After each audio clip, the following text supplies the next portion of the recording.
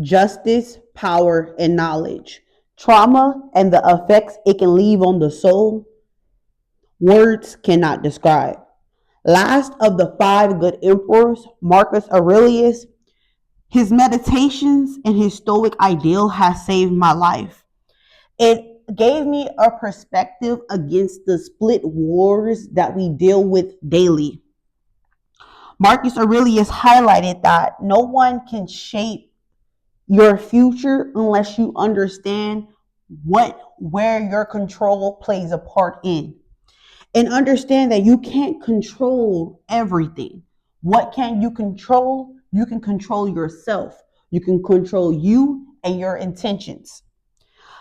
The Socratic philosophy and the Greek philosophy, it was split again, especially during the Roman Empire times when they began to take over. So this type of information is sporadic, but you can find it.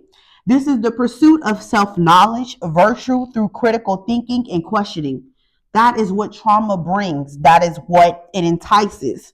See, when you start to want to go into thyself, you know that thyself has a place that you are to feel that no one else can feel. There's something that you ought to do that someone else cannot do. And these times in the golden age that they say, it is important that you harness whoever you are now. You may not think the world is in shambles, but let me guarantee you it is. And when you see it more easily routed through or a large crowd following others, grant that to be a warning. It's not. And understand that we have a silent listener. Understand that it is a divine intuition that is scoping the world, and there's also evil people with power. There's evil people with money, with power, that's also scoping your world. This philosophy highlights once again who you are, the virtue of what you must go through to get to who you are, and the critical thinking and the questioning that comes with it. When you understand that power corrupts, it allows you to see that a lot of people, you have to choose those areas. You choose to do those things. But power corrupts good people also. Or it's that the ones born into it grew a department to then produce what has been done to them. When you understand that the soul and that you have an alternative, you can then understand that you choose ye then who you serve. Know thyself. See, me and you, we can't control the sun. We can't control the moon. We can't control the weather. We can't control the society around us or the intention that they may have, but you know what? We can control ourselves.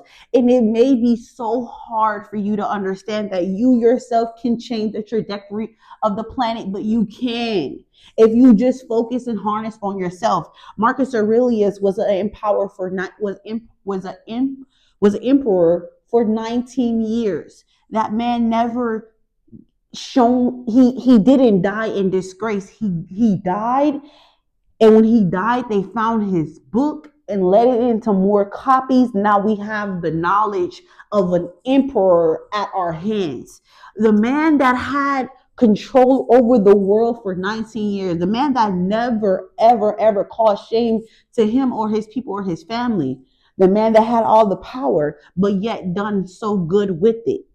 When he didn't have to face any consequences if he was to oppose of his power differently than what was expressed in his time. So when you take a look at your soul, understand that the soul is what you find pleasure in.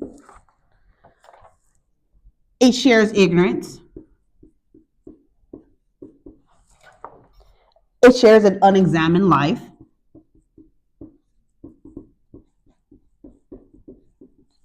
And also living in the views of others.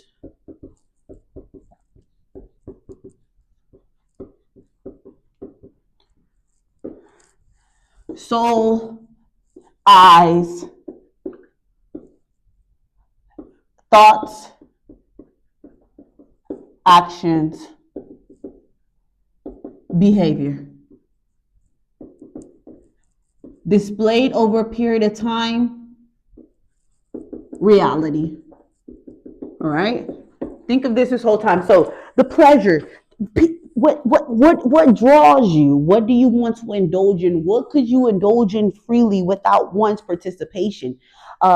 Ignorance. Ignorance is the opposite of knowledge. Could it be that you don't know who you are? Could it be that you rather operate in ignorance and continue into your selfish desires and your indulgences and your pleasure, that you have an unexamined life?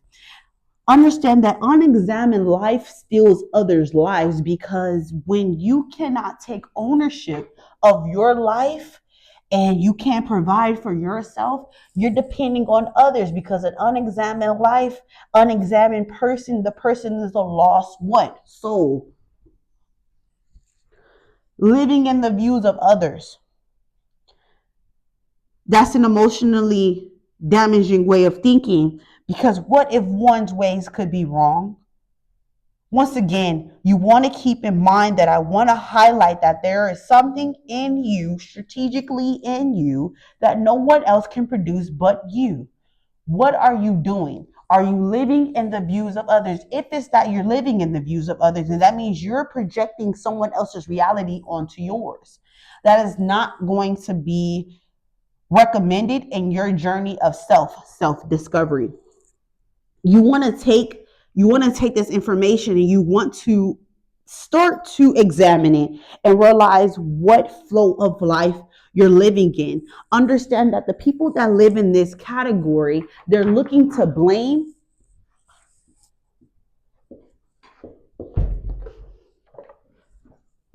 victim mentality. Oh, me, they hurt me, so I did it to them.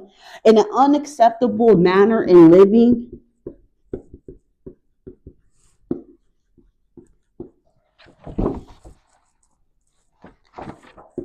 and failing to behave.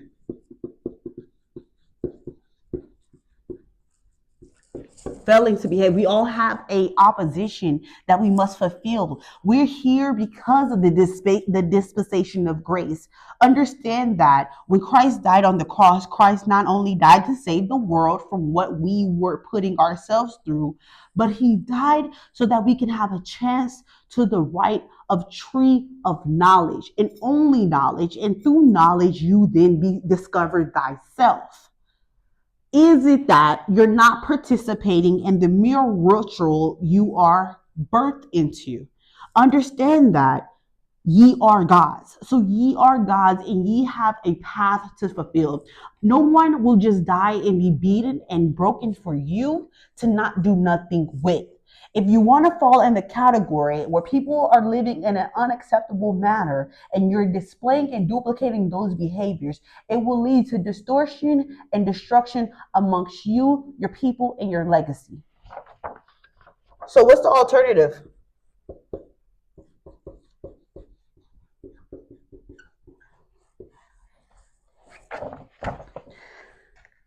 You realize that you need to shape cultural differences, inequality behaviors amongst others,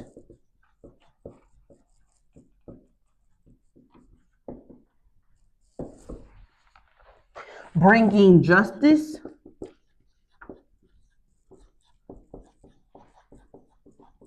and cause for peace.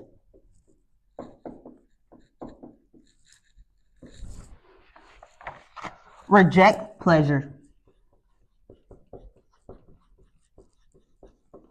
If you want to build thy kingdom, these are the instructions I will suggest you look into. Shape cultural differences. You understand that our people have created the worlds off of the beating of our backs, the stealing of our language, the duplicate of information shared, transition into church to give us that we have a Savior that will come and deliver us one day. and that we can continue to suffer and be against the industrialized plans of those that once beaten us. Would you, if someone was chasing you with a knife, you take the knife from them, would you give them back the knife after conversation was held? Think about that. Inequality behaviors amongst others. Understand that geographically, there's a separation between what's necessary and what's needed in resources and what is not. And strategically, it's planned to be that way. Our job was to work out of poverty, was to work into our riches, for God became poor. Through his poverty, may we become rich. It's a mentalness that must be taken upon one and responsibility of one to change the trajectory of what you have seen or been birthed into. Bringing justice in the cause of power, realizing that what we had to go through was unnecessary, and that if everyone was extended the fair amount of resources necessary to survive, or someone heard, someone listened, someone built communicational skills, we didn't see evil and anger soar the land, who would we all be? Reject pleasure. Understand that this type of information that you'll dive into requires research.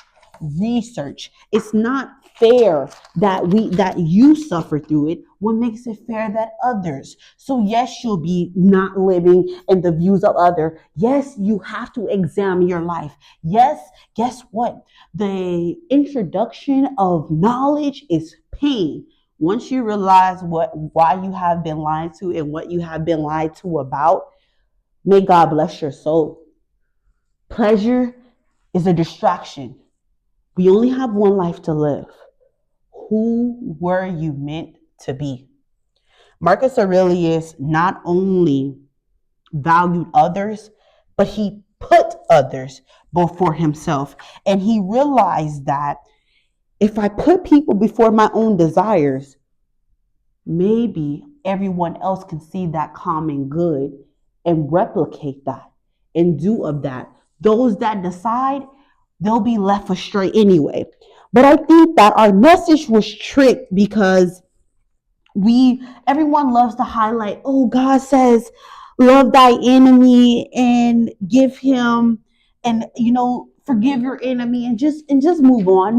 That's the problem. No one held anyone accountable. Christ held us accountable, and if we are not who we are, the wrath will come. So when it says that love thy enemy, if the enemy is hungry, give him bread, if he's thirsty, give him water, is because common good, common sense. Someone's hungry, give them water. Someone's thirsty, give them bread. It's a mental awareness that is encoded in that, so that ye that produces good may help someone else revive soul, revive spirit.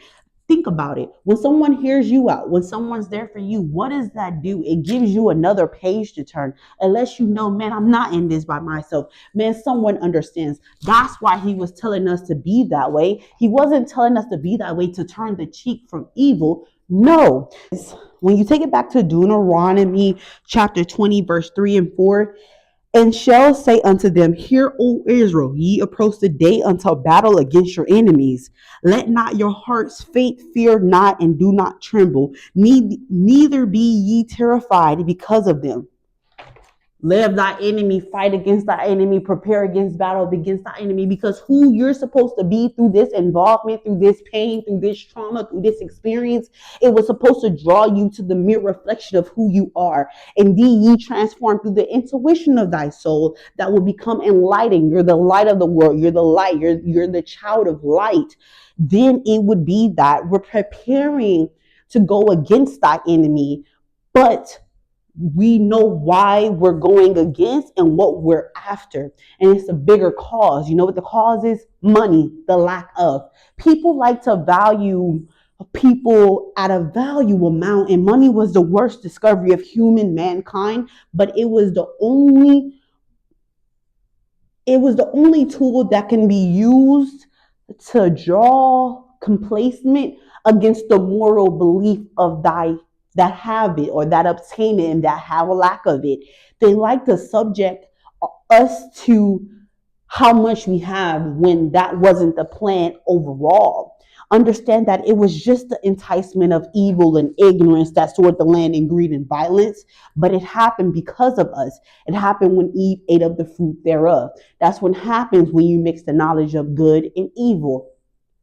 So when you sit back and think, understand that the promises of God will come to your existence. But are you living in an acceptable manner to receive of that? Or is it that your soul is only seeking pleasure, ignorance, and you still have an unexamined life? Understand that we're after justice, power, and knowledge forever. Thank you. This is a deep one.